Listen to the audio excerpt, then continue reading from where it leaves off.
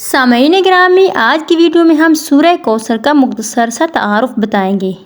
یہ سورت مکہ مکرمہ میں نازل ہوئی۔ اس کی 3 آیات ہیں اور اس کا نام سورہ کوثر ہے، جو اس کی پہلی آیت میں موجود ہے۔ مکہ مکرمہ میں جب رسول اللہ صلی اللہ علیہ وآلہ وسلم کے دوسرے بیٹے عبداللہ فوت ہو گئے تو اس پر ابو لہب اور اس کے ساتھیوں نے مذاق اڑایا اور کہا کہ آپ صلی اللہ علیہ وآلہ وسلم کا نام اور کام بھی مٹ جائے گا۔ تو اللہ تعالیٰ نے اس پر آپ صلی اللہ علیہ وآلہ وسلم کو تسلی دینے کے ساتھ خوشخبری بھی سنائی کہ ہم نے آپ کو کوثر سے سرفراز کیا۔ آپ صلی اللہ علیہ وآلہ وسلم نہیں بلکہ آپ صلی اللہ علیہ وآلہ وسلم کا دشمن بے نام و نشان ہوگا۔ آپ صلی اللہ علیہ وآلہ وسلم اپنے رب کے حضور نماز پڑھتے رہیں اور اس کی بارگاہ میں قربانی پیش کریں۔ سامعین گرامی، کوثر کا لغوی معنی ہے خیر کثیر، اور بہت سی حدیث سے ثابت ہے کہ کوثر جنت میں ایک نہر کا نام ہے جو آپ صلی اللہ علیہ وآلہ وسلم کو عطا کی گئی۔ سیدنا عبداللہ بن عمر رضی اللہ تعالیٰ عنہ بیان کرتے ہیں کہ رسول اللہ صلی اللہ علیہ وآلہ وسلم نے فرمایا، کوثر جنت کی ایک نہر ہے جس کے دونوں کنارے سونے کے ہیں، اس کا فرش یاقوت سے بنا ہوا ہے، اس کی مٹی کستوری سے زیادہ خوشبودار ہے، اس کا پانی شہد سے زیادہ میٹھا اور برف سے زیادہ شفاف ہے۔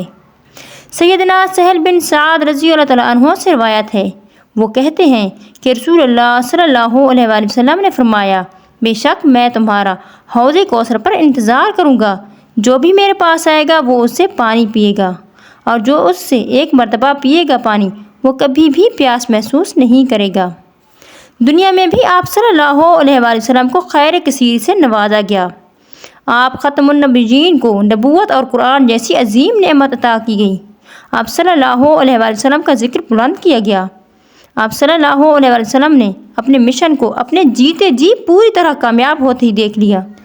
عرب میں کفر و شرک کا کلی طور پر خاتمہ ہو گیا اور آپ خاتم النبیین نے صحابہ کرام رضی اللہ تعالیٰ عنہ کی ایک ایسی جماعت چھوڑی جو تھوڑے ہی عرصے میں تمام دنیا پر چھا گئی۔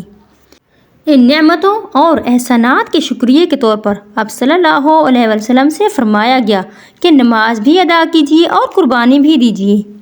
بدنی عبادتوں میں نماز بہت اہمیت رکھتی ہے اور مالی عبادتوں میں قربانی کرنا بہت اہمیت کی حامل ہے، چونکہ نماز اللہ تعالیٰ کے ساتھ رابطے کا مؤثر اور قریب ترین ذریعہ ہے۔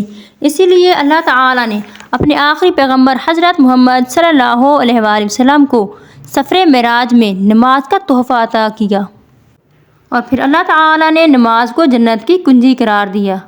سامعین گرامی، نماز پڑھنا ہر انسان پر فرض ہے، کیونکہ نماز سے انسان کا اپنے رب کے ساتھ رابطہ مضبوط ہوتا ہے۔